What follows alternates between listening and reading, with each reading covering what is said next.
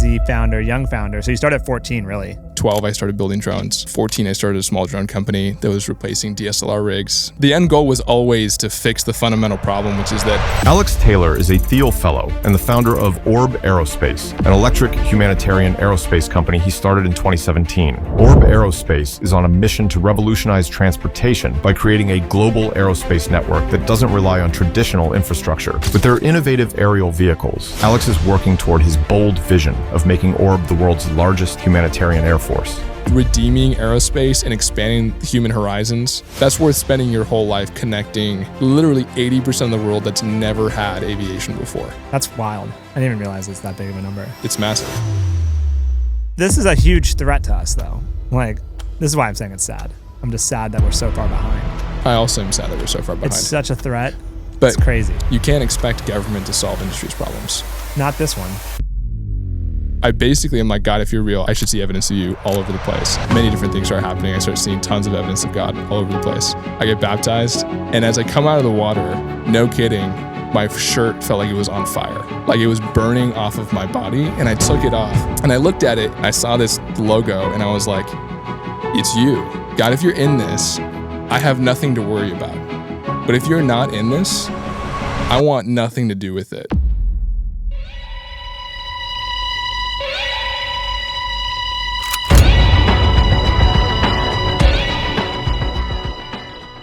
So you're like a missionary. Like this is like a calling to be a founder. Yeah, so I grew up overseas in the Middle East, all of the naughty countries like Egypt before the Arab Spring. Egypt. Yeah. And so, yeah, my parents were missionaries. My dad was a basketball player. My mom was a figure skater in this weird world. Still to this day in Virginia, guys are like, hey, are you sure your parents weren't intelligence? I'm like, no, I almost guarantee it wasn't intelligence. But we basically saw that all over the world, there was these dramatically sort of underserved people groups, unmet needs. As a good example, we just flew into Reagan, and you don't quite understand how unique that is until you start to travel to some of these other places that fundamentally don't have infrastructure. And so I came back to the States. There's a financial crisis in Turkey. My family lost their shirts. I wanted to become a pilot. The only way I could do that was to fly these airplanes built in the 60s and 70s. And so my options were either spend $500 on 2 hours of flight time, or I spend that building a drone in my parents' basement. So 12, I started building drones. 14, I started a small drone company that was replacing DSLR rigs, making bigger octocopters. But the end goal was always to fix the fundamental problem, which is that if you go to a local municipal airport in America today and you replace every single airplane with a car of the same vintage, you end up with an automotive museum. Mm. And even in the airport that we're at right now, it has more GA airplanes than the entire, I'd say, city of Istanbul combined. What airport is this? This pull it up, Jack? is 24 Charlie. 24. Is that what What do we Google? Lowell City Airport. What do we Google? Lowell City Airport. Lowell. Lowell City Airport. Let's check this out. This is home base? Yeah, it's home base in many ways. There's Jeff's airplane. He's my first flight instructor. Here we go. There you go. Okay, so where's your home? Where's your actual home? Actual house. So you see the big white building there, essentially the one that's right behind. Yeah, right, kind of where that thing is. That was our first office was that blue building. Our current hangar, we call it Node 1, is the hangar in the back. And then my house, if you go to a top view. Why Node 1? So the whole thesis behind Orb is that basically you have two predominant groups of drones right now. You have we call the flying hand grenades and the flying cameras. And so one's putting warheads on foreheads, the other one's ISR. And we believe fundamentally that there is an opportunity to turn autonomous airplanes into decentralized infrastructure. And so your guys' world, and I want to say that being on this podcast is important to me because I feel like you're building this catalog of people whose worst day is the day that they're right. Yeah. So you have these massive drone swarms, this apocalyptic event, and suddenly all of these guys are super relevant, and we're all going shoulder to shoulder to solve this incredibly hard problem.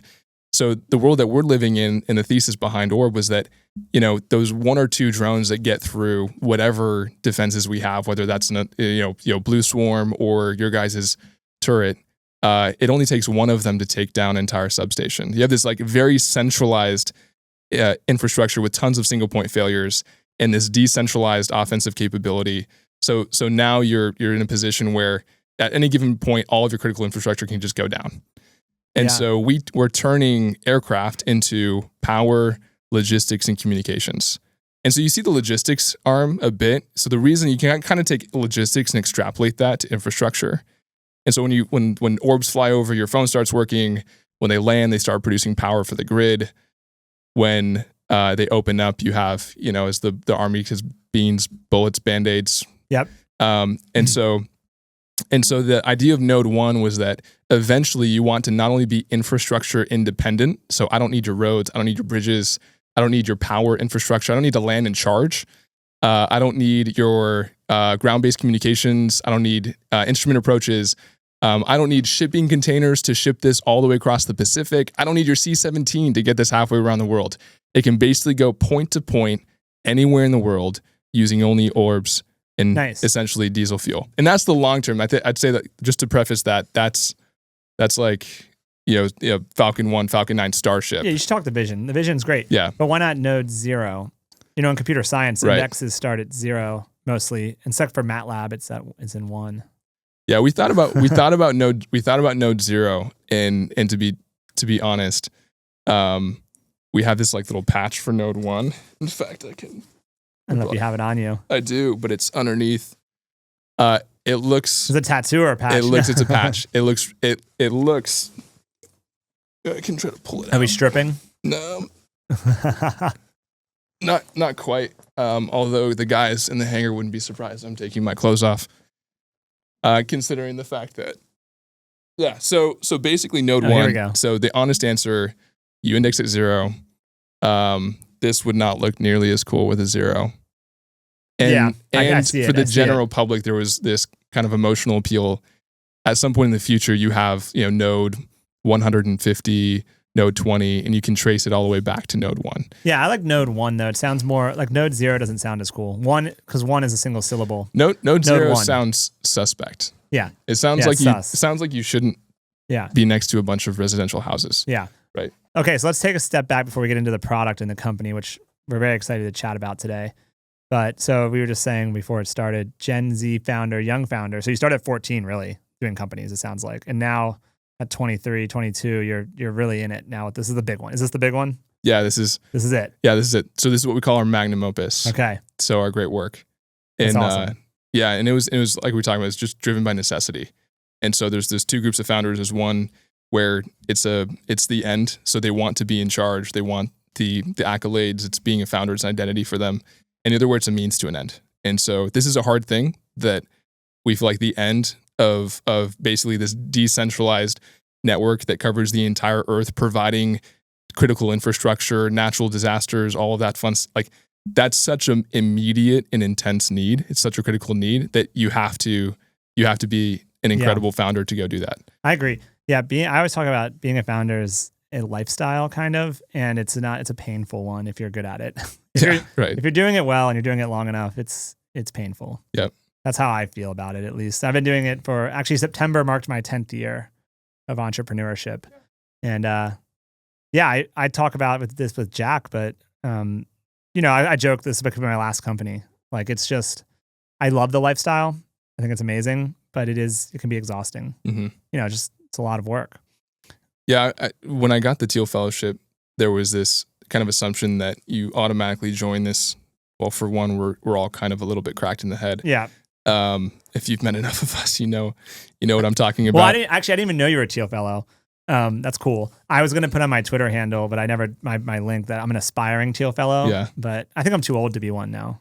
They're making exceptions. They're making exceptions. I can connect you. I can connect you to someone. Well, I've tried to talk to Peter a few times in my life. I don't think he really knows me. I've seen him at like parties briefly, but he's like usually so swarmed with people. Yeah. So I don't think I fit the mold. Yeah. It's for someone who was raised in the Middle East, came back to Grand Rapids, Michigan, because my mom's family was there. My grandparents had a pig farm a long time ago. moved back to the farm.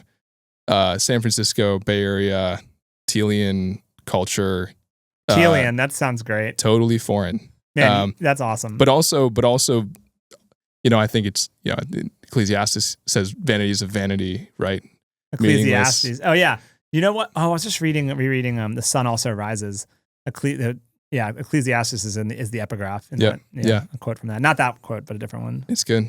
Yeah, the word is alive. It's awesome. So when we got the Thiel Fellowship, there was this automatic assumption that 20 under 20 seems to suggest that you're the 20 smartest kids under 20. Yeah. And you really find out that there's two groups. You have the Vitalics, Ethereum, extremely smart. And then you have just the diehard, damn it, I won't give up. And I am in the latter category. All right. Well, don't sell yourself short. You could be Vitalik. You have Vitalik. Maybe. Well, you have a different look than Vitalik. He's got. What are you saying? I mean, I don't know. Vitalik's got this I'm not a phrenologist or anything, but you look at Vitalik pictures and you're like, this guy is not from this planet. Yeah. Don't you ever get that vibe? No, you get that from a couple people. I don't know, man. I if you aspire to be Vitalik, I don't know. You could work on it. Okay. Now he looks way older than he is. Let's just put it that way. Now that we're on Thiel Fellows, we have to. So my last company, as you know, is in restaurant tech. Yep. There was a Thiel Fellow competitor of mine. Actually, could you pull up owner.com? I love this guy. Adam Guild. I got to sit. I just type Adam Guild, owner.com. I got to sit in GILD in a car going to a dinner at one point, and we picked him up, and he was I got to listen to him just mind spew for 45 minutes. In the middle between the two seats. When someone sits in the back seat and then you go to the middle and you're leaning forward and enjoying the conversation. Yeah. I did very little talking, but it was very interesting. I would love to know what that combo was like. So this guy, this is actually I feel like one of the more quintessential Thiel Fellow looks. Look, there's a couple of Thiel Fellows that have this same look. What are you saying? No, just he's a good looking dude. Yeah, there is something though when you look at Peter and if he's taking a headshot, let's just say that almost every Thiel Fellow is on the spectrum somewhere. Yeah, they call it a spectrum. Are there women? There's women in the Thiel Fellow too. There's I think 4 or 5 now. Or something. There's or more. Maybe there's a decent amount. You'd be surprised, but no, so there. I agree with you. There's a look, and I'm trying to embody that look. Oh yeah. Owner.com. I don't know if you're familiar with the business, but it's online ordering for a restaurant. You're familiar? It's doing great. Yeah, it's good business. So at DoorDash, we had a product called Storefront. Toast point of sale has online ordering as well. Yep. I'm fascinated by owner.com because the price of those products the big companies have started to give it away for free, essentially. Yeah, right. So there's a lot of pressure, and it's amazing that I've seen the growth numbers on Owner, and it's amazing to see because how is he doing this when everyone's giving this product away for free? Well, I think to your point earlier about capture, if you can provide, and you see in history over the course of history, there's a bunch of examples of people who are providing something that from just a purely cost basis shouldn't exist, but they find a way to engage the customer. Proprietary engagement is almost as good as a proprietary product, and I think honestly that's just what they have. Yeah, they have this very intrinsic sort of we're in it with you. We're part of your business. I also think the marketing, the owner.com speaks to owners of business. Right. They feel like I'm the owner. This is my business. Yep. I own this platform. Right. So I think there's that angle. They certainly like what they're buying into with partnering with him. Yeah. So I think that's probably part of the success. We had at DoorDash, we had all the data. Because when you online order through Owner, it's a DoorDash driver delivering the food. Mm-hmm. So I could see the order data. Right. So I sell the business metrics and stuff just from there. It's interesting. We were always, the product team, we were always very fascinated by how these companies could grow. Yeah. Just because it just seemed like they were doing the impossible to us. But we're sitting on the data. Can I introduce you to a concept that I think is kind of ties between Owner, Thiel Fellows, and kind of back to Orb? Oh yeah. There's this idea of redemptive. Sort of this spectrum of, all the way on this side you have exploitative, and on this side you have redemptive. This idea of redemptive, and I hate the word entrepreneurship because I think it's casted broad. Again, there's means to an end versus the end. I feel like it talks more to the people who being an entrepreneur is the end. For us, it's a mantle that we carry in order to achieve the impact that we want to have. And so it's more of a burden than anything else, like we talked about. Burden. And so this idea of redemptive entrepreneurship is like, okay, so you're willing to carry that burden. So you've gotten to that point. That kind of down selects you from society to a certain point. So even there, you're kind of within like the 1% that said, screw it, I see a problem, I want to solve it, I'm willing to go through a bunch of pain to do it. Even then, once I get to the end of that process, is it redeeming the problem or is it exploiting the problem? And then how do I go about doing that? I can exploit people like unto a redemptive mission. Mm-hmm. But like, when we ask questions like, what's our end state? There's ethical businesses. I think Owner is a really good ethical business, as in it's not exploiting anyone. It's just solving this sort of like, I don't know. I called it like augmented consumerism. I know that sounds offensive. No, that makes sense. It's not designed to be, but it's this like pure kind of market arbitrage play. And I think that when you get to redemptive, you start to get into the things that actually get into the history books, Yeah. And I think that we're, in some ways, we know that some element of this is ending up, DJI is already in the history books just for going, commercializing multi-copters. Amazing, yeah. Right. And so that the redemptive aspect of this is like, does the person who uses my product, the people who build my products, are their lives actually being sort of, is there time, is there energy, are their lives being redeemed in some way? Mm-hmm. Versus like an exploitive, and there's like this, like, you can be good at exploiting people, you can be bad. There's like this whole spectrum. There's a whole range. Like, I don't know, like no offense, but like Jules kind of up here, it's like the end users are like, we kind of like, let's like, I'm like over here just huffing nicotine. I didn't, not to. So, but it's, and you can choose that, but it's like, does the end state, are you leaving people better than you found them? And I think that there's like a good example is like Starlink is good redemptive, right? Yeah. And yeah, needless to say, like this, I think there's a lot of people in the drone space who are ethical, as in they're running their business ethically, they're treating their staff ethically, their customers is ethical, but you haven't quite gotten to that, like, people are really feeling redeemed. Yeah, we got to bring on more Thiel Fellows. I feel like we get more philosophical. There's more of a philosophy bent with the tribe, I think, I would say. Yeah, it's like how often when you guys get together do you talk philosophy and stuff like this? I feel like it's pretty often. We literally have retreats just to go into the woods, and we will like schedule debates. Yeah. As in, like, I know he's laughing because it's, and I did the first time it's too. Awesome. I was like, we're doing what now? And we like sat down, and it was like, I think is AGI like net positive, net negative. We did like AGI as, and there's all of these, and again, like some of it's not even related to Orb. It's just exercising that part of your brain. Is Peter there too in the woods? Sometimes. Yeah. He was a lot more before COVID. Yeah. I wasn't, I got the fellowship in 21. Okay. So I hear stories. So you're a COVID fellow. I am a COVID fellow. Okay. And that's different, I bet. I'm sure. Yeah, it was. It was different for everyone, but I think you use the word tribe, and I think the tribe was impacted by COVID. Yeah, but it's probably coming back now. I don't know. It is. I think a lot of it was we're all super high agency. You get a bunch of, it's like the world's 20 under 20. Yeah. And I don't know. It's very intense people. I'm going to be honest with you. Yeah. So and this is going to sound crazy, but like I literally, one year I applied to the Thiel Fellowship. I didn't get it. The other year, I thought it was just this huge idol. Like I felt like my identity was so wrapped up in, I decided not to go to college. So like, long story short, building drones, don't go to college. Some derivative of that, I get, sort of like kicked out, like Christmas of 2019, sort of classic founder in his office, wearing his winter coat because we couldn't keep the heat on. There was these massive hangers and like the wind's just coming, like single pane glass. The furnace is out. I take a stack of my textbooks and I put like the light on top. I have this like foldy cot, and I'm in the back of this, 60-year-old hangar. And again, and I have no money. I had a traumatic brain injury. I had no money.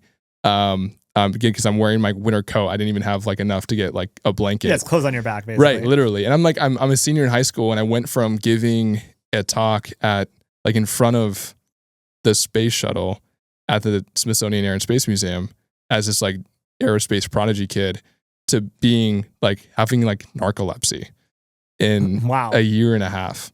That's the swings. It's the swings. The swings. When It's the people can't swings. handle the swings. It's that we call it the trials of success and the trials of failure. So Yeah. trials of success, dangerous because there's no limit to how high you can go. Trials of failure, they're nice because there's this thing called rock bottom, and you learn a lot. I like getting down to the rock bottom. I've been there with my companies. You know, you got to get real low before you can come back up. Yeah. It's part of the swings. Yeah, under advertised part of being a founder. Yeah, for sure. Okay, so you're co-founder. Yeah. You can't distinguish between someone who dropped out of school because they couldn't make it and someone who dropped out of school because that was genuinely the right thing to do. Yeah. Or because like you have these like if you're an outlier, which side of we have those graphs, which is like the Dunning-Kruger effect, or is like the graph that has the bell the bell curve. Yeah, and it's like you have 0.1% on both sides, and so it's like if you're an outlier, how do you know on what side of the graph you're an outlier? And the Thiel Fellowship was one of the only ways that there was any kind of validation that you're an outlier on the right hand side of the graph. That makes sense. And so there was a bunch of identity wrapped up in that, and I was building something I thought was going to be redemptive, but I was exploiting everyone in the process. And I ultimately see in hindsight that it would have become exploitive. No one who's building exploitive business thinks they're building an exploitive business. Yeah, that's true. No one who's destroying the world thinks they're destroying the world. They think they're making it a better place. Yeah. Like Hitler did not think he was. Yeah, they think they're just like, this is actually my calling. Yeah, this is good right. for everyone. Yeah. And like that's It's like people fundamental. don't think they're evil.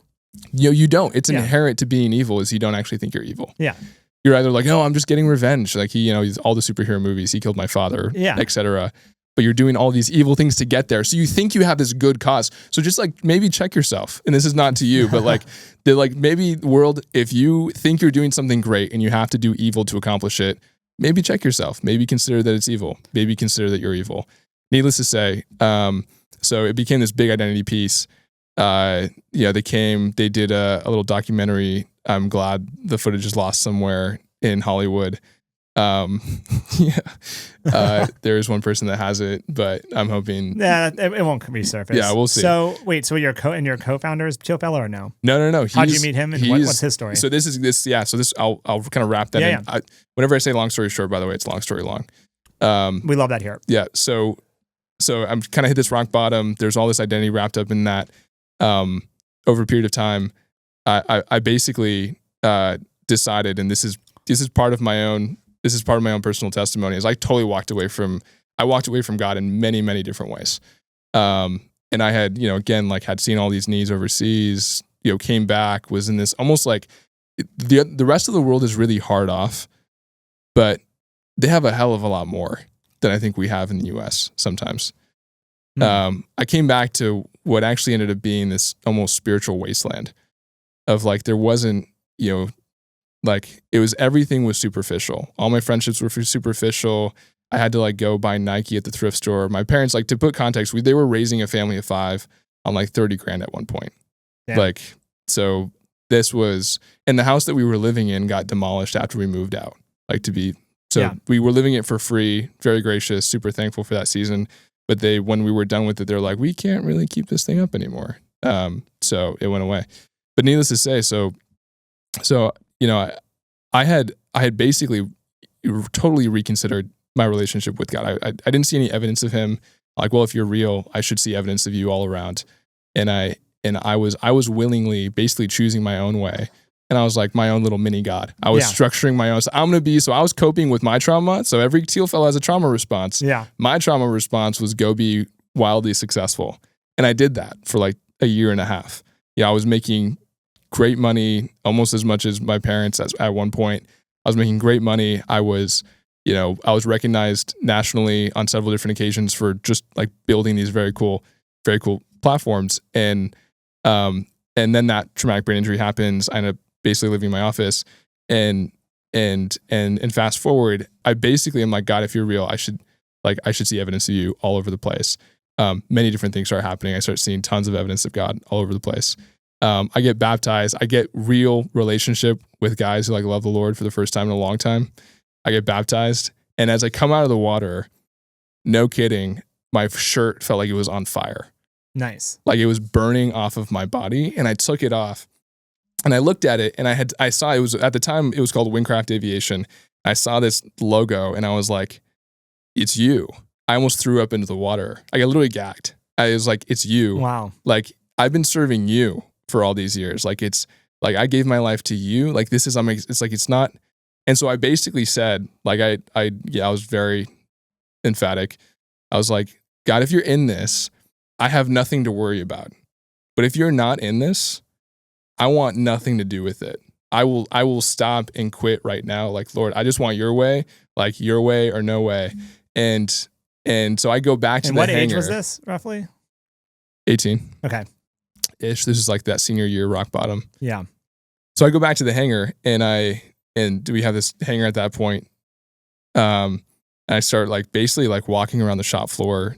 And for the first time in my life, I stopped working, and I just like prayed for like 2 days. I said, like, Lord, if you're in this, like, I don't have to worry about it. I literally, I just want to do what you're doing. I'm done being my own God, like lowercase God. Yeah. And 3 days in, I get this call from this fighter pilot on the east side of the state. And he goes, hey, I hear you're building aerospace in my backyard. His opener was like, my name's Brian Davis. I'm, fighter pilot, 25 years, whatever combat deployments, A-10s, F-16s, top 10 in the world, MBA, University of Michigan. And like as a like tech first founder and as a Thiel Fellow, I was like, the word MBA is just you're like whoa, kryptonite. Whoa. Yeah. Yeah. And so I basically told him, and he has these ideas about like teaching kids how to fly, and I was a huge asshole. And I basically was like, hey, I was super prideful, and I was like, don't do that. By the time we're done with what we're building, you'll have to retrain all of them anyway. Just total jerk. Basically told him to pack sand, and then he like calls me 2 hours later and goes like, hey, can I stop by? On Friday, he comes at like 4:30, and the whole crew's working, and then it was just kicking things off from there. Like we have had crazy favor. Like we one of our sayings at the hangar, and this is just who I am. Like Dude, I'm going to be totally authentic. authentic. I'm enthralled right now. I'm enthralled. And this is part of the testimony. It's just like we have a This saying is at the already hangar. my best episode. Crushing it. Yeah, keep going. You say the favor of the Lord is upon us. Yeah. Like literally, like that's a saying in our company, which is like we come back from I don't know, Flex 24, Navy exercises, all this crazy stuff, and we just see like we're like, well, so and so just gave us this new contract. We're building this thing, like they love this thing. It's like favor of the Lord is upon us. No way. I'll tell you right now, there's no way to explain Orb success while excluding that moment of surrender where I was like, I will quit. And quite frankly, that was the moment. Success was the idol. Like, and I was not content. Can't worship false idols. You can't. You had like there's no peace. And that's the reality of like, there's no fulfillment, there's no joy, there's no peace. And so part of building Orb is like, it's just as much what we're building, it's also how we're building it. It's like, can we do this what we call without, there's a big difference between being driven and being led. Mm-hmm. Like people often think that they're running towards something, but they're actually running away from something. I think recognizing that is a really important step for people who are going to have the responsibility of leading other people. Is everyone in the company religious now or no? Okay. Nope. How big is the company? How many people? 18. Okay. So you've got, at that size, you're going to have all different walks of life at this point as you grow too, it's going to be different. We like to say you put Muhammad, I grew up in a Muslim country. I'm very familiar, read the Quran. Let's say put Muhammad, Dawkins, the Dalai Lama and Jesus in a room together, and we're pretty confident Jesus is going to win. So we really don't. We're no need to compete. There's not even no need to compete. It's like if you're Hindu, we're not worried about you bringing that. Bring your whole self to work. So there's two things, you can either say we can just ignore the spiritual altogether and pretend like we all manifested out of an asteroid. And all the work that we do is, again, Ecclesiastes, meaningless, dust to dust. It's that there's no eternal impact, that this, what we're doing is not going to be, it's significantly impactful long term. Or everybody can kind of bring their belief system to the table. And that's kind of what we do at Orb. There's no fear in that. We're not offended if someone, wants to pray 5 times a day. Yeah. Like that's Man, not, we have such a different upbringing. Wow. Yeah. Way different. I didn't even know this about you until we went, where did we meet? In Milwaukee, right? Or was it Minnesota, Milwaukee? Where was it? Do you want to, it was Milwaukee. Do you want to tell them? Yeah. Venture North. Yeah. How we met? We were meeting at, I was speaking at that thing, right? Yeah. Yeah. And I heard you say, that on a parallel timeline, you would have been in Detroit. And so when there was Q&A, I stood up and I asked, I was like, hey, you said in the talk, like, or was that I was being a gutter or something? No. So yeah, you said, I got up and I said, hey, you parallel timeline, you said you'd be in Detroit, like explain that. Cause this is Midwest Venture Conference. And you were like, no, I said a ditch. And like spur of the moment, I was like, same thing. Like, and I immediately made, I think there's 100 people in the room, like 200 people in the room. I like made 100 enemies and 100 best friends all at the same time. And it was like the first time that day that I was like, wow, like people, that was great. Honestly, I kind of wanted to see some people get pissed off. Yeah. Just again, authenticity. Like I don't really care if it's. Well, they had me speak there because they were like, when they reached out, they were like, yeah, we need like an entrepreneur at this event to like just talk real. So I was like, okay, sure, dude, I'll come up there. And you did a great job. Like everybody, there was like a whole, again, like 50-50. Yeah. There was 50% who's like, wow, did this guy crawl out of the like local like bridge under the highway? Like with scoliosis and basically, whatever. Yeah. Like they're like, what? I'm like, that's actually like, I try to get that vibe. Like, yeah. There was like 100 of them that were like, what is this? And then there was another 100 that was like, this is great. I think I'm alive for the first time today. Yeah. Yeah, no, it's interesting. Like I started my journey later than you though on this, like, I guess learning about myself. Like at 21, I was still just like getting blacked out drunk. Like I didn't think about any sort of business, anything, doing any of that until I was like 27. Yeah. You know, I was like from 18 till I went through the Navy. I was in the Navy. And so like I went into the college, then Navy, and then Navy job, like ROTC, then Navy job. And so like I didn't even think about any of like business stuff. And I was just mostly trying to like get drunk and like go to bars and pick up girls. Like that was my world while I was in the Navy. Like it wasn't anything. I don't think I had any deep thoughts really till like later in my 20s. Yeah. Or like anything like this sort of journey I'm on now. You know, this is going to sound, I think for any of the listeners who have a relationship with God, there's this weird feeling I've had since I was a kid. I don't think I'm abnormal by accident in the sense, I think that sounds super prideful, but in the sense that like every time I've gone to the Lord in prayer, I've been like, every time I do something that's totally unique that I feel like I'm being asked to do by like, it's not, people talk like external pressure. This is like internal conviction. Like internal conviction where like I have to go build this drone company in parents' basement. It isolates me from my peers. Yeah. I'm going to go, spend the whole summer traveling and speaking, isolates me from my peers. I'm going to spend literally all of my spare time, programming drone flight controllers and building airframes in my parents' basement, isolates me. And then you go on to like Thiel, et cetera. It's more and more isolation. Yeah. And every time I asked the Lord, like, why? Like this, I kind of want to just be normal. Yeah. It's sweet to be normal. It's great. Yeah. I want to watch football. I want to gamble on this game. I want to like just hang out. It's normal. It's fun. I like it. And when you do things that normal people do, you just feel like you're faking it because there's this existential world going on in the back of your head where people are living and dying. No way. I've trained my mind. I'm not faking it. I know. My mind is powerful. No, maybe personal experience. You need to train your mind. Maybe some personal experience there. But like, I feel like I'm faking it because and so when I asked the Lord, like, why? There was like one of the few times I feel like I've actually heard the voice of God. He said, you do not know that he quoted from Esther. He said, you do not know the plans I have for you. And yet I'm just not wasting any time. So, and you can despiritualize that entirely and basically say, empirically, the world is coming to an inflection point. It's important to understand that our population is reaching a maxima. Like that's a big deal. Yeah, that is. Unforced maxima. That's serious. In your lifetime. Yeah. Like that's like never in human history, right? I have a thing though that I don't think it matters though that much. Let's debate this because I just assume that like good. You're talking to Thiel Fellow. Yeah, let's do it. That's exactly. So like with automation Yep. and robotics, advanced robotics, like I think that you're not going to continue the GDP growth the world needs. Like you don't need as many people. You're not going to need as many people. So like it doesn't matter that we're running out of people. I actually agree with you on that. I don't actually think there's the whole societal collapse based on population growth. I don't. I'm not one of those guys. I'm not one of those guys either. I think I'm not a Peter Zion guy. I'm more so saying that if it doesn't matter how far back you count human history, if you counted even millions of years, like you're reaching a maxima for the first time in millions of years, right? Or in the reaching a max, whatever, 10,000 million years, like us as human beings to be alive during this time. Well, one is statistically probable, so it's kind of special and not special both at the same time. Because you got a bunch of people living on Earth at the same time, but then it's the maximal amount of people.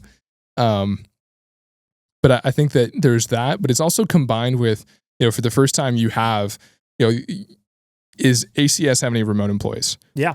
Okay. So you can run a company with distributed workers all over the world. What's to say you can't run a country?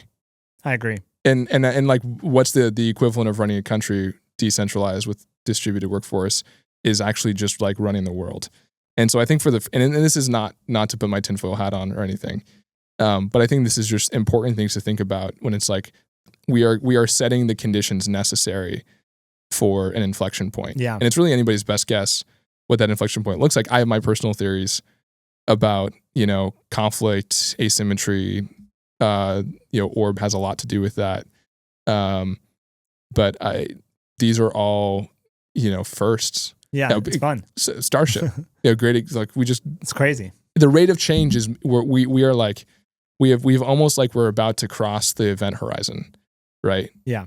And the rate of change, the cycle time on technology is getting shorter and shorter and shorter. But do you think like not our lifetime, the next lifetime, the lifetime after that? Don't you think people are gonna be having that same? Everyone's gonna continuously feel like that.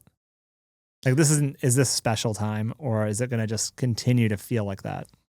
Yeah, I think, there's this idea that people will like basically say like from the beginning of time things have gone on this way, and they'll keep going on forever and ever and ever. And I think that no matter what worldview you have, there's a finite beginning and there's a finite end, and people just disagree on when and how. Yeah.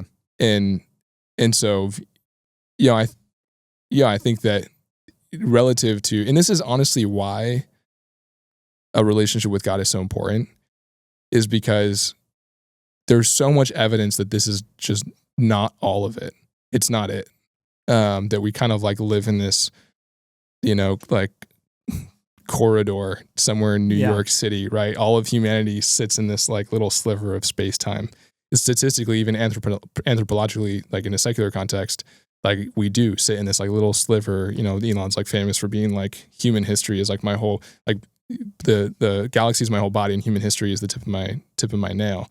And so I think it's important to understand that, this is not, talk to someone who's had near-death experiences, talk to, folks who, no matter what you believe in, this is just not it. And we have to start structuring our life around this idea that like some of these things, I think I actually agree with you. I think that many of the things that we hold dear today are going to like, this is like, again, not to, Christian from, Michigan, fitting the stereotype. But like many of these things like are going to pass away. The reality is like some things will not continue as they have, but there are a whole bunch of things that we don't fully comprehend that will continue that way. Yeah. And that's the primary premise behind like, kind of like, I have this theory that like all music is worship. It just depends on what you're worshiping. Yep. I do a lot of music to like center myself. Yeah, right. Just the lyrics speak to me. Yeah, exactly. Like they literally speak to you. And there's a group of music that kind of like invites chaos, and there's like a group of music that kind of invites calm. And often I've actually on the way here, I noticed a pattern that in lots of worship music they have like this like high C note, like kind of in the background, and it's almost like the background noise that makes you feel like home. It's like this weird, it's like I've heard this before. And, and the Bible says that he knew us in our mother's womb before we were even created. This is like this like world that we can't quite remember, but we have like little glimpses of like the space-time continuum gets really thin and you start to see unique things happening and you can't really explain it. And then you go back to like the physical, the material, the reality. And you're like, man, that was just like so fleeting, but also somewhere inside felt so meaningful. I think music is one of those things. I do agree. I think I may be listening to too much chaos infused music these days. I don't know. I got to take a look at my playlist. Okay, so Orb though. So you would say Orb, is it accurate to say it's your calling? It's the one. It's going to be like you're doing this till you die. It's my magnum opus. So so back to that. Like, let's just say that it goes on for 10 more years and it's massively successful and you've crushed it and it's a great business and it doesn't even need you around. Yep. You've built it in a way that it operates.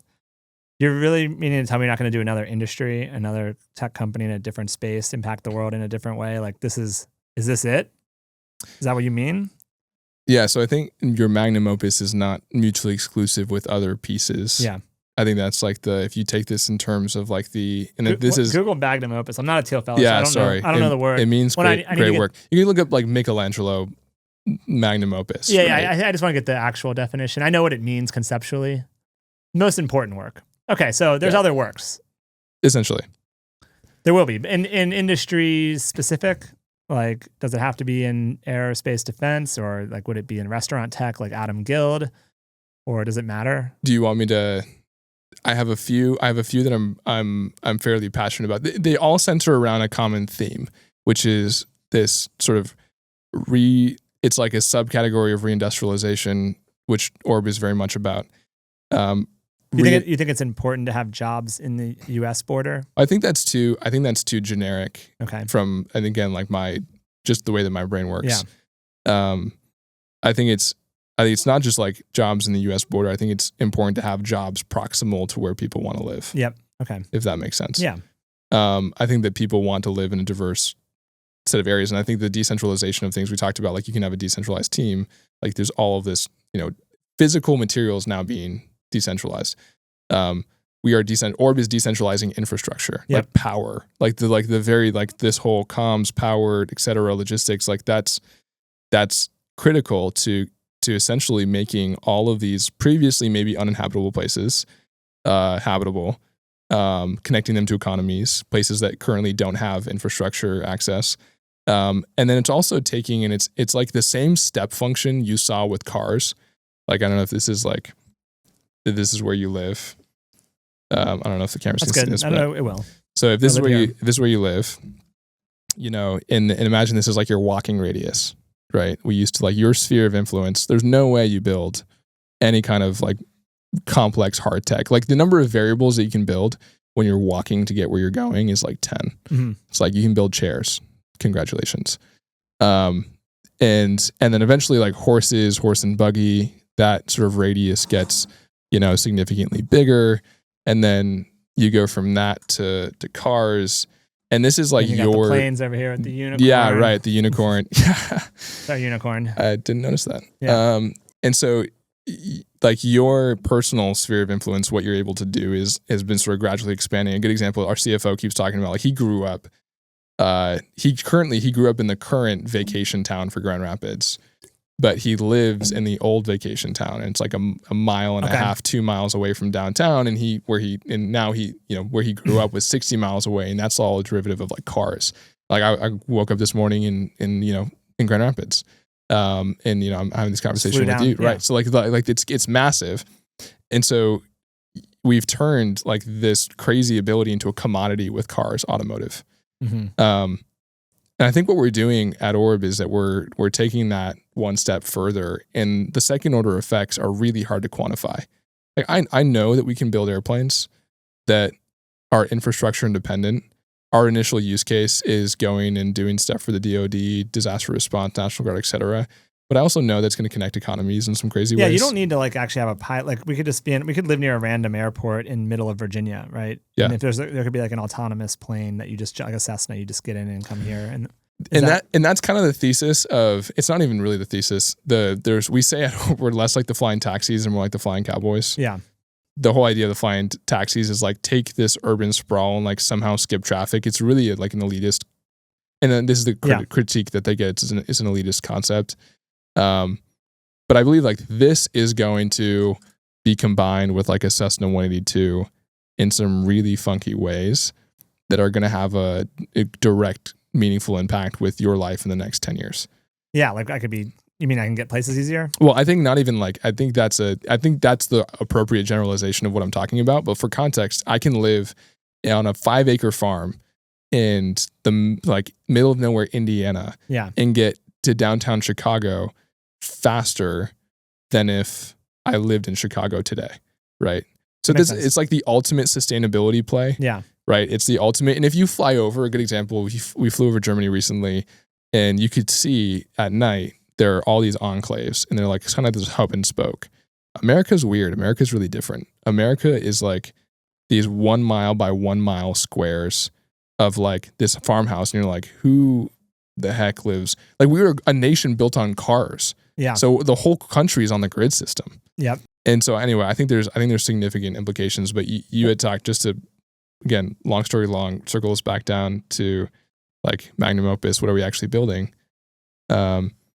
It's things that center around like the relocalization of manufacturing, the relocalization of education, the relocalization of finances, of food, of healthcare. And those things need infrastructure. So this is almost like the forerunner of like, if you want to live in the middle of nowhere in this like beautiful small community, but get to Chicago in 25 minutes, you should be able to do that. Then you kind of need power, logistics, and communications first. Did we talk about what was the company? I think it's Reliable Robotics. Did we talk about that company? No, but I'm vaguely familiar. Can you pull with that them. up? I want to get your take on this. I'm an investor and a little bit of I guess opportunist in some ways. We're doing live due diligence. No, yeah. So this I don't know. Oh yeah, they're great. I love them. So one of the things I was thinking, and this might be Orb too, like they're trying to turn these planes into autonomous planes, basically, where like they can take off and land. Yep. And so imagine a world where like 2 hours to the west of here, there's a couple airports. They're small, and there's a lot of nice land around them. Mm-hmm. You could like build your house and live there. Hop on one of these planes, no pilot, fly into DCA, go to your job, fly home at night, and like, is that kind of like a vision of the future? So here's the context: aviation, in its current form, doesn't scale. Okay. And even this, you have this like line of best fit. Even with battery electric airplanes, it doesn't scale to the extent that we use this analogy that we get inside of a metal tube, we sit next to strangers, we go from point to point on tracks from stations. We used to call that locomotive. Yeah. Like, you're never going to go buy a Union Pacific, steam engine. You're never going to go buy a Boeing 737. It just doesn't make sense. Yeah. And then one day someone came and said like, hey, let's take this locomotion, like the pure concept of like pistons turning into energy. Let's off the tracks. And basically like decentralized locomotion is automotive. And so we believe that you need to do the same thing with aviation. And, ironically, most of the automotive companies, Ford, Fiat, Lamborghini started as tractor companies. Yeah. And so you have to take a page from the history books and understand that you're standing on the shoulder of giants, and you don't go straight. In fact, they tried to build taxis in Manhattan first, like Baker, like all of these like literally electric cars in New York, like in like 1910. Yeah. And it just didn't work. It turns out the tractors turned into race cars. And that's how we got automotive, was this like wild racing cowboy concept. And so we think that for us, going to places where infrastructure has been destroyed by natural disasters and conflict is like our version of the tractor. Mm-hmm. Pretty overlooked, super high value. Like, farms are a big industry, right? Disaster infrastructure, massive. Disaster relief, massive. National Guard is not nearly as well equipped as they should be, and they have decent budgets for this kind of stuff.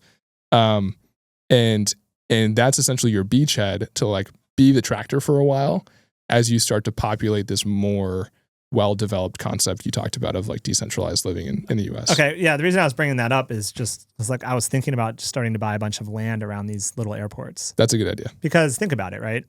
Like, I feel like the real estate there is going to be pretty valuable. And it's actually currently discounted.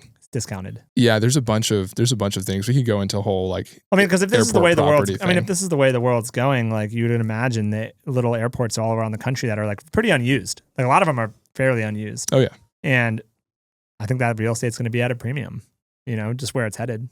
I think if you can commoditize flying from point to, so the whole idea is like, can you go point to point without any airports? The only challenge to that is that I would say the full manifestation of what we're trying to accomplish at Orb, which is I can go point to point and I don't need a runway. And the reality is that it's not that we don't need a runway because like VTOL is cool and all that. Yeah. Or like we want to be the Jetsons. It's the rest of the world doesn't have runways. So you didn't get the cars. I see. Like you didn't get the cars. Like the cars existed. If we didn't have to delete train tracks, like we didn't have to delete that infrastructure, cars wouldn't exist. Like we literally, like trains only scaled so far. There's parts of the world, South America, Africa, etc., where like trains like never got there. Right? There's parts of the world now where like cars and aircraft, like commercial aircraft, just like haven't gotten there. Yeah. So that's when I talk about like redemptive, like redeeming aerospace and expanding human horizons. I mean, that's worth spending your whole life connecting literally 80% of the world that's never had aviation before. Like the fact that I even flew on an airplane today, like United CEO is, 80% of the world has never done that. That's wild. I didn't even realize it's that big of a number. It's massive. Yeah. From a first principles perspective, you can build aircraft for the same price point as a new car. There's nothing that really keeps you from doing that. It's way overregulated.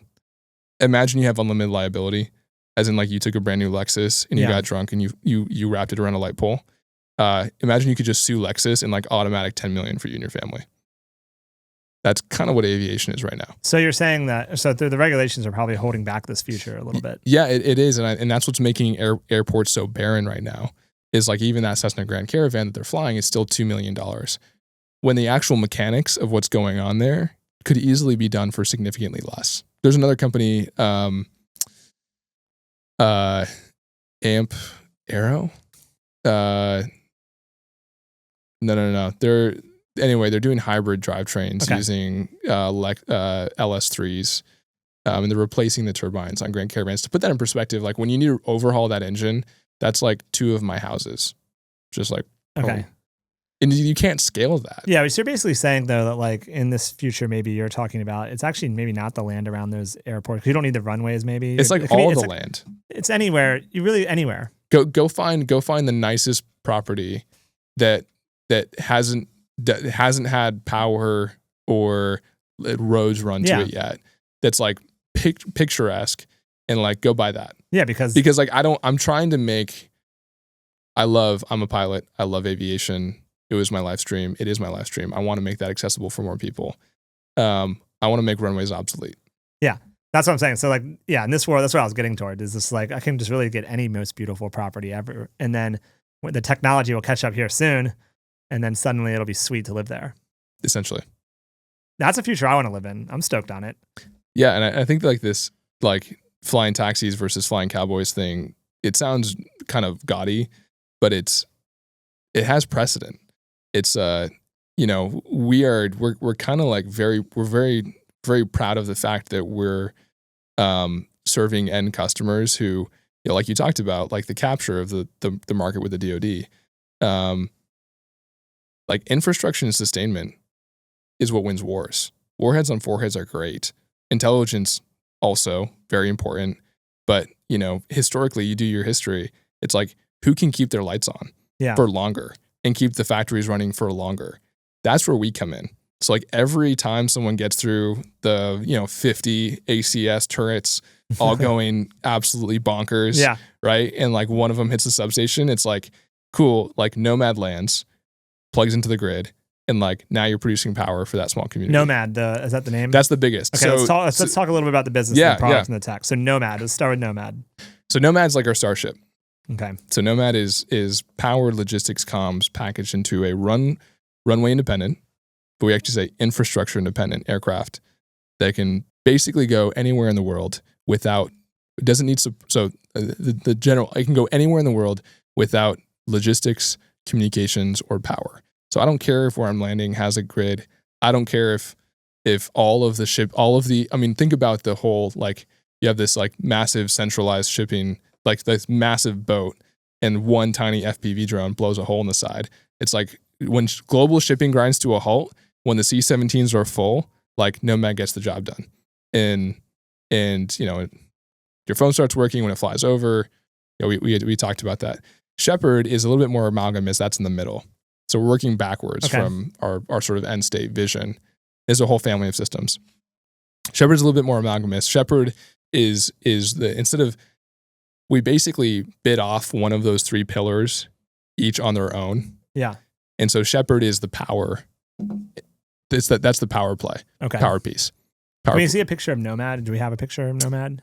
We don't. Okay. What do we have a picture of? Our current design. Yeah, that's a good example. If you what should we look at? If you go to,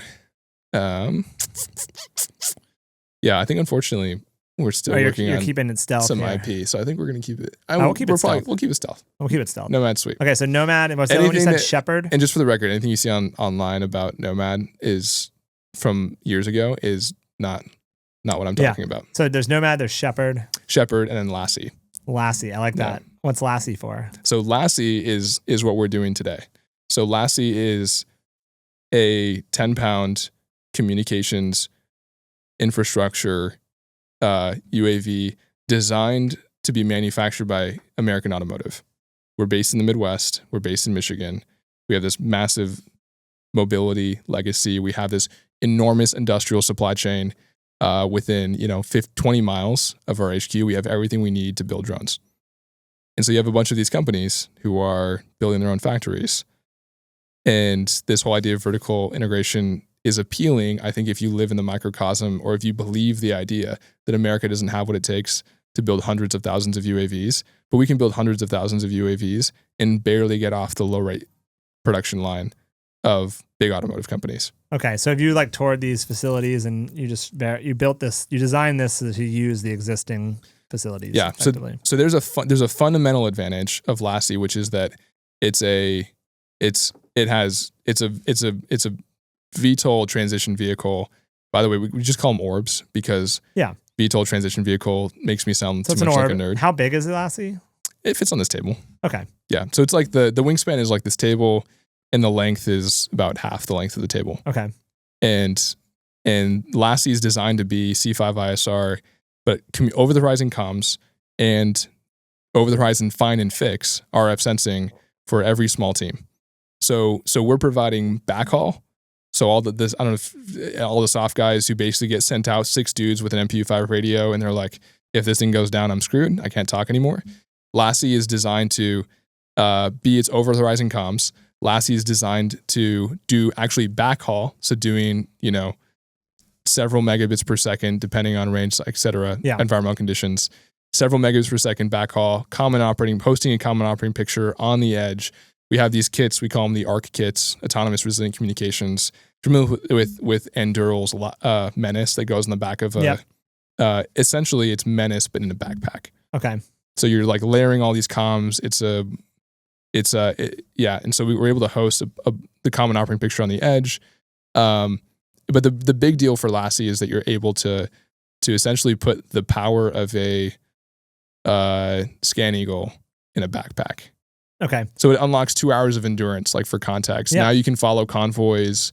You can take it out of a backpack. It has kind of like DJI, not quite, obviously not this small, but like DJI Inspire form factor. Yeah. With 4 times the endurance, plus all of these backhaul capabilities, plus the ability to eventually, we're still working on the RF sensing piece, but find and fix enemy UAVs over the horizon. So you have like 10 miles of warning versus, I don't know what you guys have right now. Okay. So talk to me a little bit about just like that. Like if I'm a 6 soft guys in the field and I have like a Starlink in my backpack, I use Starlink for comms. I've got satellite imagery coming in real time. Like, why do I need to be in the sky? Why not just use space? Yeah. So, ultimately, like if Starlink gets jammed, we're seeing like I don't know how long. So you think Starlink's just not reliable? No. I think Starlink's Starlink, we have basically layered all of these comms on top of each other. So we get to see when Starlink goes down, and you can layer on like MPU5 and you can layer on Silvis and all the other radios. The big problem is for Lassie, it's like you basically have to be in the sky in the event that you want to like over the horizon comms for boats. Yeah. Right. It's like their big issue, like the whole like FTUAS, a lot of the Navy programs were all designed to expand the combat radius, the situational awareness bubble of like boats and people. Right. So that's like Lassie in a nutshell. But the over the horizon comms piece is like, imagine the guys in the field. Imagine you have the Starlink, but they don't. Yeah. Right. So what we're able to do is they're able to actually leverage Lassie so it translates Starlink backhaul to, I don't know, 4G MPU5 radio. Yep. And so now everybody who's in the field ahead of you, behind you, with you, now gets their radio start working, and they're riding on, we're using Starlink as an example, but it could be, 6 different layers of backhaul over here. Yeah. How do you, I think I have a good sense of the answer, but just for the listeners to reiterate, how do you think about so the drones that you're building or planes do comms, they do ISR. How do you think about that competitive landscape, like selling into the government, and just like, how do you navigate that as a founder? Yeah, I think we talked about, this reminds you of the beginning of aviation, where you had, hundreds of aircraft. There was an aircraft company in Grand Rapids, right, building like something that looked like a Piper Cub. Yeah. And so there's a ton of these like multi-rotors. And actually looking at DJI's competitive landscape and how they started is a really good indicator of where things are going, because they went from helicopters and sensor payloads on helicopters to multicopter. So their big thesis was, let me take the industrial base of Shenzhen, build a mechanically simpler device, put a nice camera on it, and like go to town. And a lot of these other things have been second order effects, but we're working backwards. So I think the problem with America is that this is idea that something's most advanced yet acceptable is common in aviation. So it's like, what is like the consumer willing to actually accept versus what can the engineers make? Sometimes the engineers can very much out engineer their customer. Yeah. You can't really build $1 million unit drone factory in anticipation that stuff's going to hit the fan and have a sustainable business that way. So from our perspective, like one of the fundamental advantages of Lassie is that it's built for the American automotive supply chain. And because of that, I think like Skydio was like, I can't do this piece of plastic. It's going to be like $15 per unit. It's like, I don't know who they're talking to, but they're not talking to the Midwest. We do this piece of plastic for 15 cents all day long. Yeah. And then the ability to take a low rate production approach so that you scale with demand. So if you want to put Lassie on the back of like, people are trying to throw like stuff on convoys, ultimately like you're not going to wait, stop, get shot at, retrieve your drone after its battery dies in 30 minutes, and then like put a catapult on the roof of your truck. So there's all these infrastructure things, right? Like current competitors need catapults. They're fixed wing. Yeah, so they don't you're basically VTOL. saying you're just structurally advantaged in many ways, especially on the production side. Well, I think there's a structural advantage on the production side, but there's also a structural advantage on the deployment side, because now you can, again, you're deleting requirements. Like we're all about like delete the 4 dudes.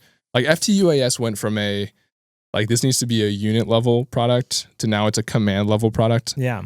And all the colonels and stuff are getting and the brigadier generals are all getting a vote in how that thing's used, because now you only have 6 of them and they become a strategic asset. It's like we could complain all day long about the government fumbling out the goal line, but like we have to go back to like it ended up that way because of the sustainment requirements. So like let's walk that back and delete all of those. And additionally, on top of Lassie, we're building a cybersecure drone operating system, because why in the world would you use like another fork of an open sourced drone flight controller when there's tons of cyber vulnerabilities in that? You talked about how you could scale production. You don't have to you basically don't have to make a huge CapEx investment in a massive factory. Yeah. Okay. So on that front, what does the partnership deals look like with the automotive companies to do that? Like, do they care? Like, how does that even work? Yeah, I mean, not to advertise to the listeners, also building drones. Right? Yeah, of course. But as much as you can share. Just yeah. Is it like actually they're excited about this? Oh like, yeah. Okay. The sales pitch is easy. Yeah. Okay. Because I mean, the automotive. There's been a slight automotive downturn in the last 6 months, and quite frankly, could not have come at a better time. Yeah. Okay. So there's all sense. of these like third and fourth generation tier 2, like small tier 1 automotive suppliers that are family owned, values oriented, and they're like, please. Oh, I get it. Yeah. You're in the supply chain in those factories. Yeah. Please give me something to build that's not a car. Yes. And so our saying right now is like east side of Michigan. Hot. That's hot, as we say. I like it. Yeah. East side of Michigan builds cars. West side builds airplanes. Lassie is like 10 pounds. So we're starting. And so being a founder in the Midwest, if you can make it in the Midwest, darn it, you can make it anywhere. Make it anywhere. And it's the dearth of capital. So there's a natural survival instinct that means that, the most contrarian thing you can do in Silicon Valley right now is run a business that makes money. Yeah. Right. So like build something, build a foundation of revenue. Revenue is great. I don't know if for the listener. I'm 10 years into entrepreneurship. I've never had a profitable month. Revenues. I hear from other guys and I hear revenue is great. They're like, dude, we have yet to have a profit. But we started with this like natural survival instinct of like, we need to make money because we can't even really raise enough money. Yeah. Based on like local investors, the guys who are willing to show up at your door. Yeah. Right. Their reach is only so far. And so you're like, I need to go get the contracts first. And that stretch as an organization, exercising the muscle of like, I'm not going to like bet 20 millions on if I can get contracts. Like Orb's getting contracts like on day 1. Yeah. And we say kind of like we're like phase 2, phase 2.5, yep. OTA, et cetera, like all of that stuff. And I think I was 18. I was 17 when I got our first contract. Nice. I think I wasn't legally allowed to accept it, but they didn't ask how old I was. I was like, all these things that like make sure you're 18, like check the box. And turns out for federal contract, they don't have a box to check. So, oops. So yeah, I mean, you had to do it out of necessity. Yeah. And so Lassie's all about taking the comms pillar and turning that into its own, basically have the drone, which is, both, it's a fixed wing, a multi-copter, and a combination of the two, depending on what you want. So if you want to just cruise around as a multi-copter, do your thing. If you want to do fixed wing, do your thing. There's a bunch of other products out there that have, again, like sometimes proprietary capture is better than proprietary product. Like Lassie has an architectural advantage, but it's in the manufacturing. But, it's going to be a reliable platform for our comms and for our autopilot.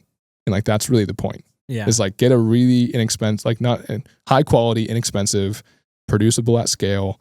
I'm talking like tens, hundreds of thousands of units. Yeah. That is a super reliable platform for those two things. Sweet.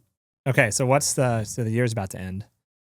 What's the company looking like January on? What's next year's plan? What's the goal? What are we doing? So we just wrapped up, Brian, again, my co-founder, calls it hobnobbery. We don't do hobnobbery. This is you don't do this? This is the most hobnobbery you've done. This is really. It's the most hobnobbery we've done. I'm like full hobnobbery. I'm all hobnobbery, like as you've noticed. Yeah. Yeah, it's one of our weaknesses. We say like we're hiding in the West, and we're hiding in West Michigan because people just really don't know we exist. Yeah. And so we just go to exercises. We were in Silent Swarm, Northern Strike, Flex 24, and so we wrap up those, and we have basically a minimum viable product in Lassie. We have MVS, so we have an MVP in the drone, the autopilot, and the ground kit. Yep. The multipath AES 250. Who's doing the double E? Oh, we have an in-house. Yeah. Double E. Okay. Yeah. That's a lot of electrical engineering work. Yeah, it is. It's a lot. But we're hiring. Turns out. Hey. Yeah. Double E is listening. Orb's hiring. Yeah, Orb is hiring. Yeah. We started with the airport. We'll finish that loop one day. Yeah. Or maybe we won't. Maybe it'll just be go look up the airport. I found that electrical engineering, well, I'm biased because I was electrical engineering, but electrical engineering is like one of the more critical skills for all of these robotics, companies, because like it's all PCBs. Yeah, and everywhere. They're generalizing and calling it more embedded systems now. And so you see a lot less like pure play double E's. But no, it's one of the key advantages. DGI is like, there's a reason it gets compared to Apple. Yeah. It's system integration, embedded systems, magic.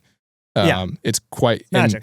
and a lot less like aerostructural, like mechanical, etc. But like their deal, I mean, there's a reason why their founder was a embedded systems engineer. My whole company, I mean, we have so many double E's. We're such a double E biased company. Like we just think they're the best. And I if think you come check out our stuff, like our motherboard we make, our motor controller we make, all the circuits we make, and like we just love it. I think it is important. I think double E's do have a unique perspective on all of the other disciplines. I think they're a good fit. Yeah, double E in aerospace.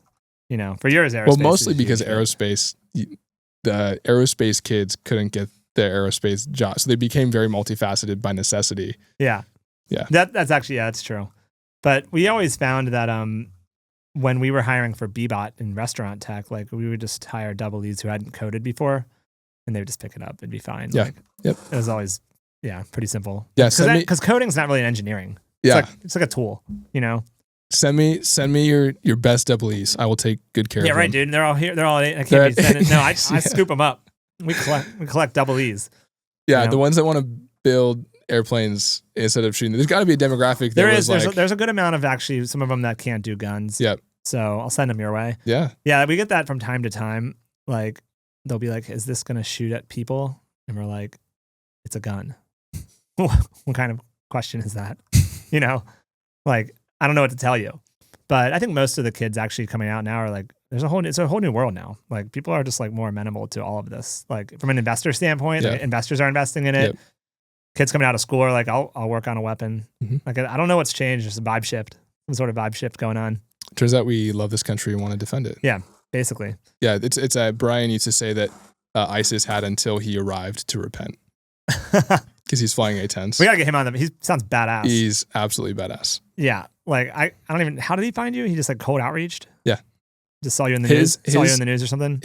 He was the squadron commander for a while. I think his squadron commander at the time, Patrick Retzler, knew about Orb and was like, hey man, check it out.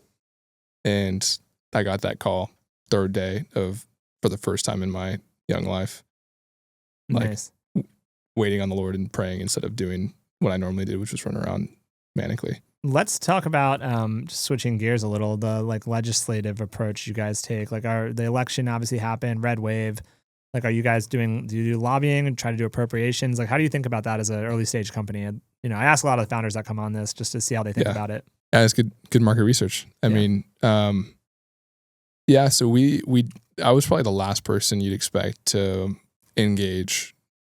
Again, like we're clear. Just take it with a grain of salt. We're bad at the hobnobbery. Yeah, and like government is hobnobbery. It's hobnobbery, right? So I got the golf sim. Yeah. Yeah. But that being said, the favor of the Lord is upon us, and because what we're building is so commercial dual use. Like if you basically look at like we're like doing Orb's like whole pitch fragmented. So I apologize. But you're doing. No, people like this. Trust me. You're basically like Lassie's the brains in the technology tree, and Shepherd is the power systems, and then basically when you get to Nomad, it's a big integration risk. So you're basically like instead of selling half the company, well, far more, 95% of the company, and raising $1 billion and like crossing your fingers and hoping all your eggs in one basket don't fall at the same time. You're building essentially like a legacy. Like turns out at one point the banks were venture capital, not to go off topic, but people like Ford built Ford on a bank loan. He mortgaged his house. Yeah. And I know that. Yeah. Let's get back. And sorry, Ashley, my wife, but like, like let's get back to that. Like, let's get back to like a healthy incentive to do most advanced yet acceptable MVPs and like get people to pay for your product early. Yeah. And so brains, power systems, and then integration risk. And you're growing the whole time with your revenue. So now you've got a team. This is the idea. You have a team of hardened veterans who love working together, who've been successful together, who have now agency to pull the best parts of the last product into the next one. Yeah. And that just happens. You don't overthink it. It just happens at these great tech companies like DJI. Frank is his name, the founder. Frank Zhang. The DJI founder. Wang. It's I think it's Frank Wang. Wang. I think it's Wang. And yeah, I mean that's his American name. I don't think that's his real name. Yeah. This guy. Man, what a stallion. Dude, this company is insane. It's being too far ahead of your time and being wrong are indistinguishable from one another. I mean, and this guy. This guy was both right and timely. I know. And it's so sad for us. It really is. Like this company, I don't think people realize. That is not the American way, my friend. It is like staring. No, this should be our company. No, that's what I'm saying. Well, is it going to be? I don't think so. Who's doing it? Beat them. So this is the thing. Like, not going to happen. Beat them at their own game because the biggest pain points for DJI is like 30 minutes of flight time. You know, like run a kamikaze. Yeah. You want to run a kamikaze. Well, you're not working on this. No. I mean, no, I'm working on this. Like, yeah, this part is pretty generic. Like, I shouldn't say this is pretty ubiquitous, right? The embedded systems portion. Of course. We're doing some other fancier things with aero and mechanical, but the same underlying principle is there. And I think this is a huge threat to us, though. Like, this is why I'm saying it's sad. I'm just sad that we're so far behind. I also am sad that we're so far behind. It's such a threat. But it's crazy. Circling back to your question, you can't expect government to solve industry's problems. No way. Not this one. I mean, maybe someone, probably none of them, but especially not this one. I just don't think it's happening.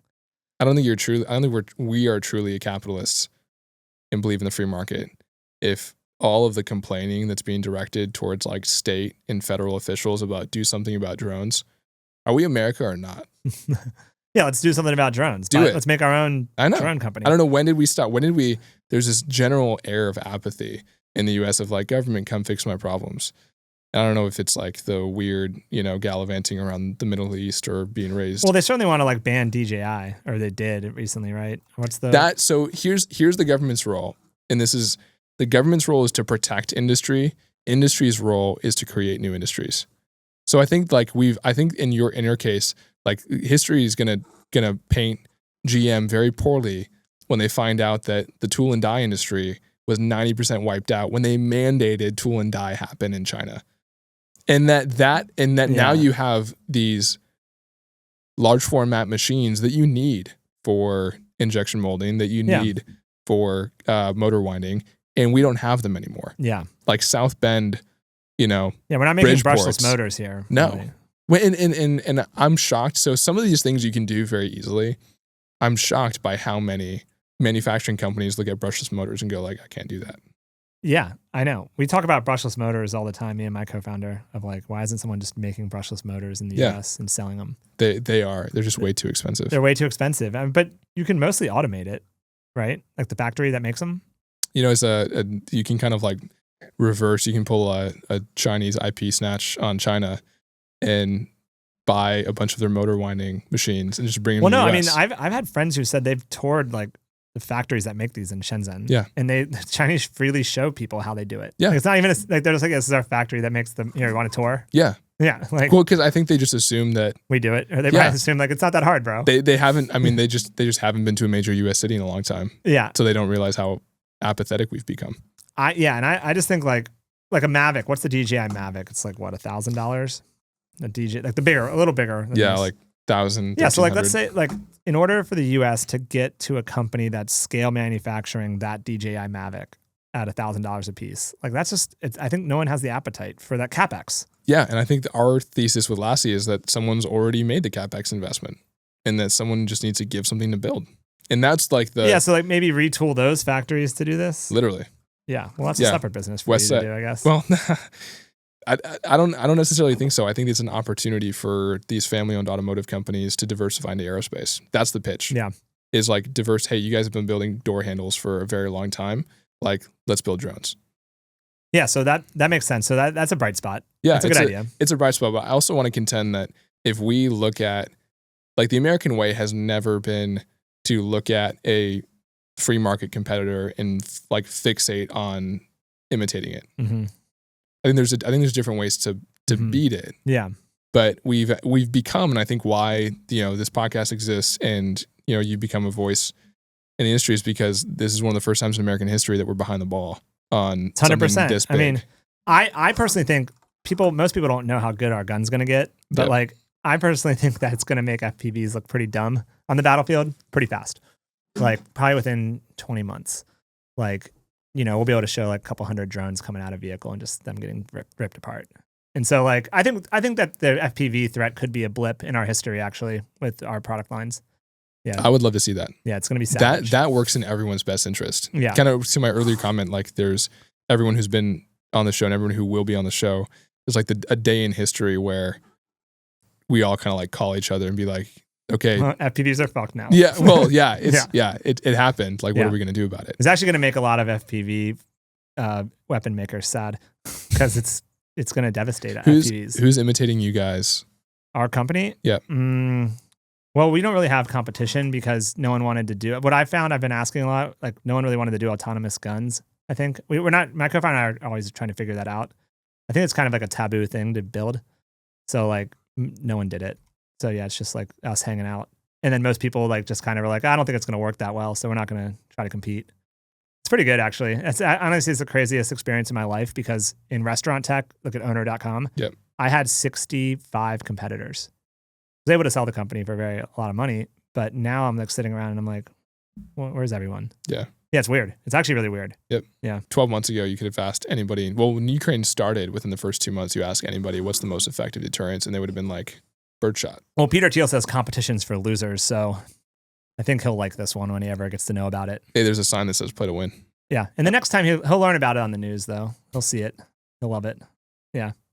I like the attitude. Yeah. I just think that one company that can kind of do stuff like this is Rheinmetall. That's the prime. Yep. It's a German. You know them? Yep. Yeah. So they have the Flak Panzer Gepard. Pull up the Flak Panzer Gepard. Have you seen this thing? I have not. This isn't really a competitor, but Flak Panzer, yeah. Okay. Old school World War II weapon. Heck yeah. So this product here has been retooled to take out drones and is actually very successful. And it's a flat cannon. R.I.P. the birds. Yeah. It's a flat cannon, rip the birds. This one has some auto-targeting capabilities. So like Allen control systems, we do like auto-tracking, auto-targeting, and shooting. This has a little bit of that. It doesn't really get it fully on target because it doesn't have to because it's a flat cannon. Yeah. So, and this is meant for like kind of longer range, bigger drones. So this is not equipped to kill an Anduril Bolt or like the Neros FPV. Like it's not ready for like an FPV, really. But it's meant to hit like a Shahed or something. Yeah. So like I would say this is our like big boy competitor on the big end. But on the small guns side, autonomous small guns there's not really many companies doing that. What are the odds that China's ripping you off right now and you just don't know yet? Potentially. I think it is a pretty hard problem, kind of unique to an American software industry thing. It's just a little different than like this. Like the software in this is a lot easier than the software in Bullfrog. So I don't know. I mean, I'd be skeptical that they have the control systems. That's why I call the company Allen Control Systems. I'd be skeptical they have the control systems chops to put a bullet. Like today, my team just said they hit a drone at 300 yards, 3 football fields, moving. Like I don't think China's putting a bullet with a 3-shot burst. So a 3-shot burst at 3 football fields. That's nuts. I don't think a Chinese company is doing that. Like I just don't think they're equipped with the right software talent. So no. Yeah, I would hope that. My hope is that you guys are wildly successful, and I hope that they imitate you guys, and that they are wildly successful, and it gets back to stalemate, and we're back at mutually assured. We're back at mutually assured destruction, and we can go on living life. I don't know how. Yeah, wildly successful to me. This goes back to our original how we started the talk today, just about entrepreneurship and like, mercenary or missionary. I guess is how you literally. I was saying to an earlier podcast we were doing just today, like. I don't know where it's going to end for like our company. Like I always want to like have it be wildly successful, but I can't control the capital markets. I can't control how investors look at it. I can't control what competitors come in. So we just play the game like as it goes. Like I want it to be good. I want to go all the way, IPO, be big. But like also, if it's a company that we end up rolling into another bigger company, for me, it's like we have to just figure it out and just try to make the product get to market. Yeah. So how I look at businesses, what is the most optimal way for the product to proliferate? Mm-hmm. Is that my own cap table or someone else's cap table? All it matters is the product proliferates. That's how I view it. Like the business stuff's all kind of fake to me. Yeah. It's like, what's the fastest way to product proliferation? I agree with that. Yeah. The number of billboards you see right in the metro through just any of the DC train stations to the Pentagon of things that you have never seen and you will probably never see in your whole lifetime, but somehow they're advertising to everyone who rides the metro. That's great. I love like that. the CCA. Yeah. The only company to build the right. It's like, I took a picture of that with my child. Yeah. Me and my child and that in the background. And it was the General Atomics one or General Dynamics. What's the General Dynamics? Yep. Yeah. And I took that picture, selfie, and sent it to Trey. And I was like, no, Trey, it's actually your ship, not your plane, not theirs. And he liked that. Yeah. Trey's down for a joke. Yeah. That's how I view it. And that's the same with like the restaurant tech. Like our product was able to get into more hands with DoorDash than I could have done because I couldn't raise like $50 million to go to the next level and like really scale the go-to-market. That's how I play entrepreneur. That's how I view it. I don't know if that's like if I'm a mercenary or if I'm like a true believer or like I'm not even sure really. Like I'm trying to. You've been really rattled me. You rattled me at the beginning of the call, at the beginning of the show because I'm like trying to figure out where I fit in on that, and I'm not really sure. That's a good place to be. Yeah, there's nothing wrong with that. I think it takes a lot of humility to say like, hey, like I think we're all going to be given an advantage to rethink these things, and there's a cost to reorienting your life around things that matter. And like personally, I've had to pay that cost because I'm in some areas a slow learner, sometimes multiple times. But it's worth it. Yeah. Like I didn't think I could truly bring our values to our product and our company the way that we have started to and the way that we desire to. And every time we just take the risk and go for it, and we're like, hey man, like it really like. It'd be really dumb for someone who had medicine that worked to keep it from everyone else, right? Yeah, 100%. And that we've almost given sort of all the accusers and the culture all the power. Like we kind of gave them the mic. Yeah. And now we get all of the skeptics and the pessimists and the bureaucrats and the administrators are kind of building the strategy. And it's and saying like what our values should be. And you use the word tribe for the Thiel Fellowship, and I think that there's nothing wrong with being tribal. Like there's nothing wrong with... Yeah, I mean, we're all naturally tribal, right? I mean, in some ways. We, in the sort of the name of modernism, have taken a lot of the meaning out of the daily. And so we often find, it's hard to find meaning in the macro when you don't have any meaning in the micro. Yeah. And I just had a son 4 months ago, and the joy of taking him to work is like awesome. That is cool. I highly recommend. Yeah, Jack's having a kid soon. First kid. Congratulations. My kid's 2.5 years old, so I'm That's a little sweet. ahead of you. But yeah, the toddler years now. Yeah. Toddler time. You're going to love that. I hear it gets better, and I can't imagine how much better it does get. My tribe's different than you. My tribe's like hanging out at the back of 7-Eleven smoking cigs in the back alley. That's my tribe. Tribe, honestly. Tribe's tribe. I would say that is probably the fact that you guys are still operating in the real world. Real world. Yeah. The fact that you guys are still present. Like honestly, in the next generation, Gen Z is like boiling hot or like ice cold. Yeah. Like you are either going to destroy your life with technology, or you are going to make a like unheard of impact. Yeah. Like it's going to be it's literally like the like superpower. Like there's no more bell curve. You're like on both ends of the spectrum. Mm-hmm. Very polarizing, very polarized generation. And being present, and I told my team this like 2 months ago, and it sounds not great when I repeat it, but I was like, guys, like say something risky, like say something dumb. Yeah. Like smoke a cigar, like do something. Like, I actually like that. Say something risky. Do something. You can take it back. No one's going to kill you for it. No, I'm not going to bite your head off. Yeah. That's actually how I do like debate. I like to say something bombastic and probably wrong, and then within 10 minutes, I'm like, oh yeah, I was wrong on that. Yeah. I'm like, you got me on that one. Yeah. You got me. It's great. It's an opportunity for humility. It's like I'm going to be wrong. I think this generation and all the ones before it, there's like this. It's not even like fear of failure. There's just like fear of being wrong. Yeah. It's like not even being embarrassed. I'm delighted by being wrong. I love it. It's great. I agree. I'm starting with the assumption that I'm probably wrong. And that's the only way. You're a truth seeker. Like you're trying to seek the truth and the impact of your product.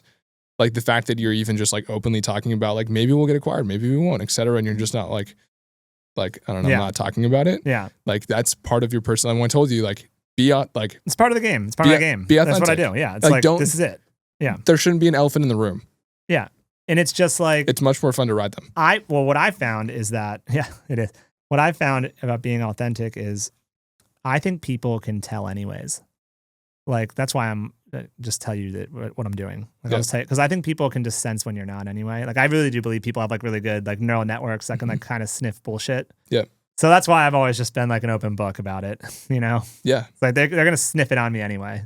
That's how I feel. It's very old fashioned. Yeah. It's very, So it's like, this is who I am. everything that is new is new again and is actually very old. My employees will like the engineers will laugh at when I was like, guys, this is crazy. Like we just did like a demo and like we're getting this customer. And I was like, guys, I can't believe it. This is going to be like a real company. Like to the engineer, like, what do you mean, Steve? Of course it is. And I was like, well, I didn't know. I mean, it's going to be real. It's awesome. I was like, isn't it awesome? And they're like, yeah, we knew already. And I was like, really? No way. And they're like, you pitched us. Like, how did you not know? No, this is I was just trying to be real with them. This is another time. One more real story. We raised the Series A of Bbot. Yeah. This was 4 years ago. $15 million Series A. I get on a Zoom call. It's a 90-person company, probably like 50 people at the time. We have no offices. It's all remote. I built an all remote company, no office the whole time. Get on the Zoom and I'm like, hey guys, we raised the Series A. It was like 15 million or something. And it's going to be a lot more work for us all coming up. And I was like real sad. I was like tired and sad because the fundraise was exhausting. Yeah. And one employee was like, is this good? Like raised their hand and interrupted me. And I was like, oh yeah, no, it's good. Totally good. Sick. It's so sick. It's a rite of passage as a founder to have like an all hands meeting where you say, congratulations guys, you all kept your job. Yeah. It's like you all still have a job. Yeah. They were like, is this good? I don't really think this is that fun. Yeah. My wife was listening and she was like, you got to really amp it up better than that. What are you doing? I can't tell you how many times I am like, man, I just like stick my foot in my mouth. And like, there was an opportunity to galvanize the team. And I was like, you see that meme of like Peter Thiel going like, I think, and I was like, I just went full Thielian and I was like, and everyone was confused. And I was like, damn it. I think that's a good spot to end, going full Thielian. Let's do it. I'm really excited about Orb. So we're ready to see next January 1st. You got any announcements you want to make at the top here? Or have you already made them? Anything you want to say? Yeah, no. So we're going to do we're going to be back at Silent Swarm. Okay. We're going to be doing Flex 25, Northern Strike, experimenting in the National National. This is all Q1, Q2. Q1, Q2. No. Sorry. This is all next summer. So we go on like we're like an annual basis. Okay. Lastly, we'll be ready to sell Lassies starting in May. Okay, so Lassie's coming on the market. Lassie's and then we've got a bunch of summer exercises. Yep. We'll probably see you at something, I'm sure. Our kits are great. You guys should get a demo for our kits. We've got those right now if you guys want to buy them. We're basically coming the next two, so like Q2, go to our website. You're going to find products to sell, and Orb will be a cash flowing. I'm not going to say cash flow positive. Cash flowing business. Cash flowing business. Hell yeah.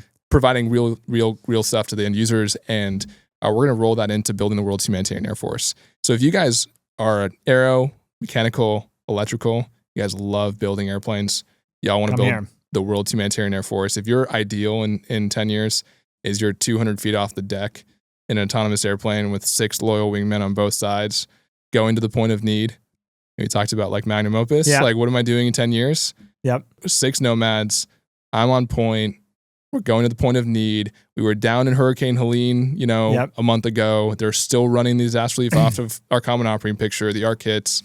Go to like every point of need all over the world.